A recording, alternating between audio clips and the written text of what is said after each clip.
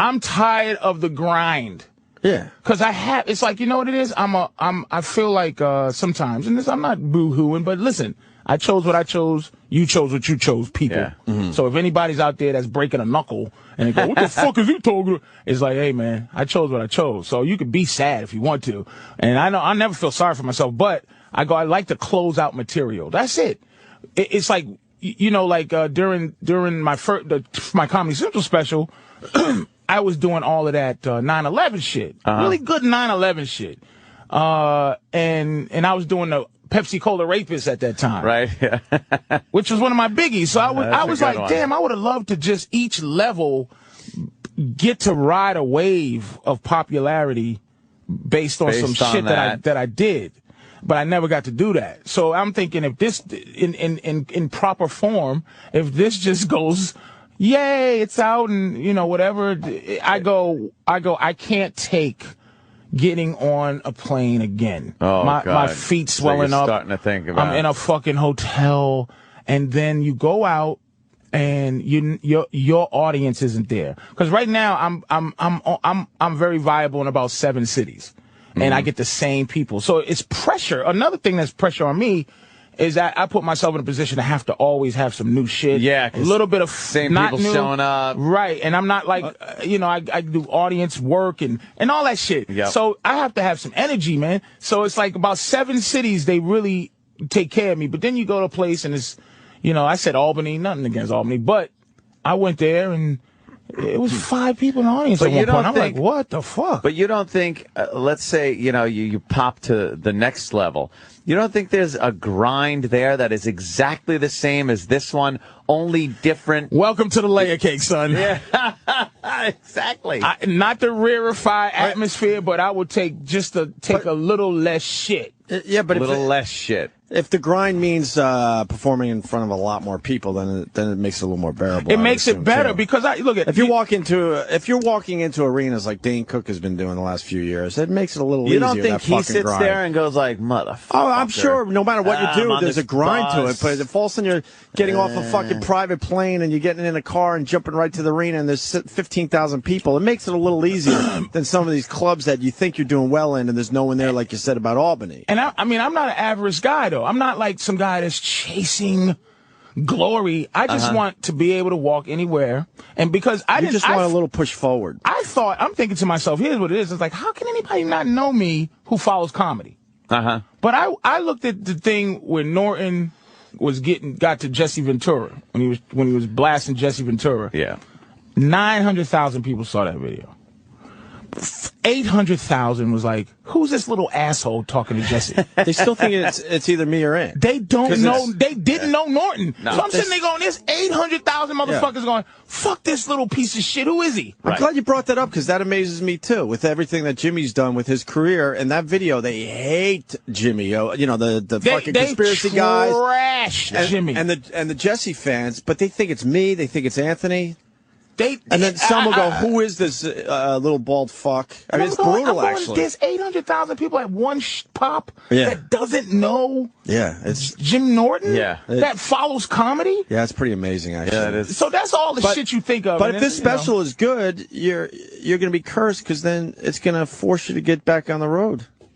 Yeah, but people are going to want to see the guy from the special now. Well, here's what I'm hoping it does. Just brings those people out. Brings a little more? My people, though. But I think I'm realizing, my people don't pay.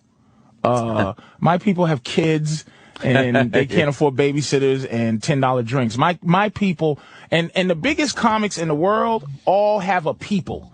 Like, if you look at any comic who's a big time seller, except for like Seinfeld, because he's Seinfeld, right?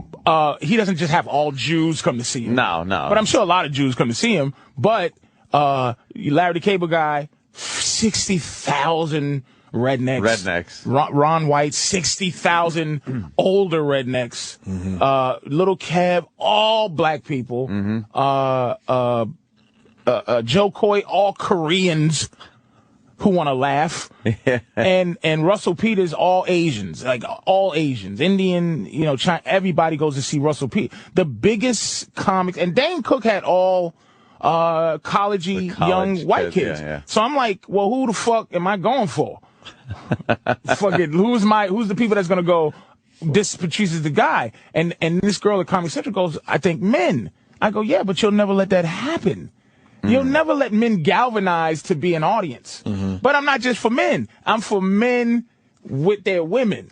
Right. You know, so couples, I'm a couples guy. I don't think that even fucking. You're not. What does that do? You're not going to get the couples. You're not going to get the couples. I mean, first dates. I was at the taping and Ann saw it. We got to slow down a little bit. I mean, the women enjoyed it, but that's going to be a tough sell long term. So I think you're sort of cursed because you have the O&Aep crowd, which is a great comedy crowd, but then you also have the black crowd, which is a great. You have a really diverse audience. So it's a little. And black people are just finding out about me, by the way, in the last 4 years. Yeah, what the fuck is that about? What is that? I because it's like, I'm fair. So, okay. people like to be, it's like, little Kev is funny. Kev is funny, but it's so definitively black, but not blacker than Cat. Kevin is filling a void right now. But you get the black. But Cat was, niggas, man. Yeah. I have to say, Cat was. Now, Chris Rock has a very interesting audience, man. Chris Rock has everybody. Yeah, right? yeah. And a lot of black people. But see, Chris Rock snuck into black later too. He was a mixed guy. Yeah. And then he got black in 98. Yeah. When he said, Nick, I ain't afraid of black people, I'm afraid of niggas. When he did that pushed him forward. That was it. Hey, what kind of black people you got? Chris Rocky. I got fair black people, man. Fair. But you don't got some of those. If I say Obama's, go ahead, sorry. That's all right, go ahead. Go ahead, you hit your arm, motherfucker. Go ahead. I'm sorry. Go ahead. No, it's fine. I'll be forgetting. No, I was just black audiences, and Chris Rock sort of has kind of the I can't describe it, like a safer black audience. How would you? No, he has retired gangsters. Yeah, he has. So what is black people that? I think. Look, I had to get. Like I didn't know there were levels of black audiences. Is what I'm getting at. Look, when I first came to New York, I would go to Brooklyn and Queens and just get yelled at because I would be. You weren't black enough. But I was black enough. I wasn't black enough for. It's drones though. They get used to a rhythm. They just want to hear, white man crazy, that shit. But and I'll say white people are crazy, but I'll say it like let's talk about for real. White people are crazy. Yeah. But it's like white people phones work and black people, white people when they move, and it's funny. Look, black people when they move. Like here's a classic that you've heard. I've heard 6 motherfuckers say. Black people, when white people move, they move in the daytime with a truck and or no, when they go on vacation. Oh, vacation. White people go on vacation and go, goodbye everybody, I'm going on vacation. But here's the key to my house and feed my fish or whatever. Billy, what's up, Billy? Hey, Bill. Come on, guys. Bill Burr, what's up, bro? Burr. How are you? There he is. And this is the expert on nigger rooms right here. Bill got more nigger room experience than I do. Like straight gangster room like that. Yeah. So, but it'll go be like, when black people move out, we got to move. When we vacation. When we got a vacation, we got to leave at 12 midnight so motherfuckers don't see us leaving and shit. Which is, it's fine, but it's a rhythm. It's a way to be. And black people, another thing white people do that's interesting is they have their favorite jokes too. Right. Like you didn't do the one about the black people. If they see you last week and you say the same shit last week that you said this week, nigga. Yeah, what the fuck, you lazy bastard. Motherfucker. Write something new. Say some new shit, nigga. Really? Like, it's like the idea of art and bombing, and it's just not there. Yeah. But there was a few guys that were experts at it. I'm going to tell you who's great. The greatest black room comic I've ever seen, too. Mike Epps and fucking Tracy Morgan.